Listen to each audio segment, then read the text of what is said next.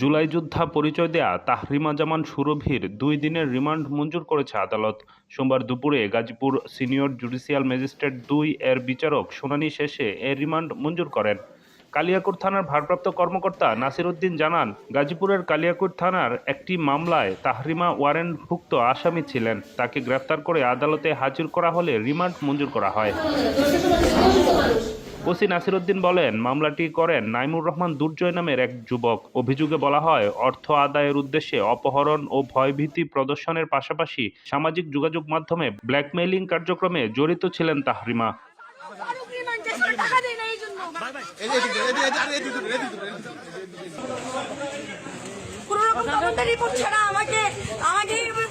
উকিলরা পর্যন্ত মেজাজ থেকে এই করে আসছে, আমার কোনো রকম তদন্তের রিপোর্ট ছাড়া আমাকে রিমান্ড